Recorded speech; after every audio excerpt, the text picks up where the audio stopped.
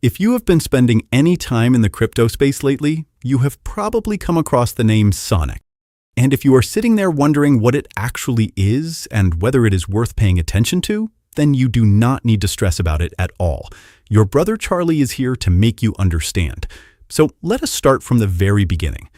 Sonic is not some brand new project that appeared out of nowhere. It is actually the next chapter of a blockchain called Fantom, which many of you might already know.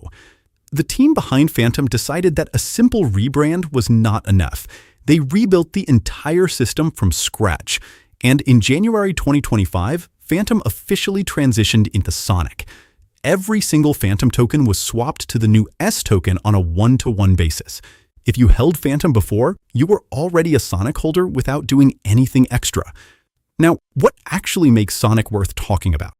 This is where it gets interesting. Sonic is a Layer 1 blockchain, meaning it is its own independent network, not sitting on top of Ethereum or Solana. And the speed this thing runs at is genuinely impressive. We are talking about 400,000 transactions per second, with finality in under 1 second. In plain English, you send a transaction and it is done almost instantly. That is not just fast, that is a completely different level. For context, Ethereum processes around 15 to 30 transactions per second. So when you put those two numbers side by side, you start to understand why people in the developer community are paying serious attention to Sonic right now. But speed alone does not build an ecosystem. What Sonic did differently is how it treats developers. They introduced something called the Fee Monetization program. The idea is straightforward. You build an app on Sonic, people use it, fees get generated, and you as the developer get back up to 90% of those fees. It is the same logic as ad revenue in the Web 2 world, except here the money goes directly to the builder. No middleman. This is something most other blockchains simply do not offer. There is also the Sonic Gateway, which is a native bridge connecting Sonic directly to Ethereum. You can move your assets between the two networks without relying on any third-party bridge.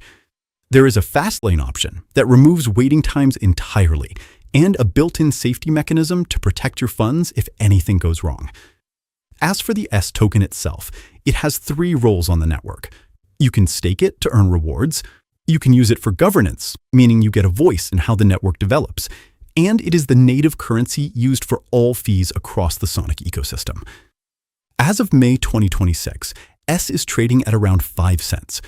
Yes, it hit over $1 back in early 2025, but Charlie wants you to keep one thing in mind. Price and technology are 2 very different conversations. The ecosystem is still growing. Circle added Sonic to its USDC bridge in April 2026, connecting it across more than 17 chains. Total value locked on the network is sitting close to $200 million. Sonic even launched its own native stablecoin, backed by US Treasury assets. These are real developments, not hype.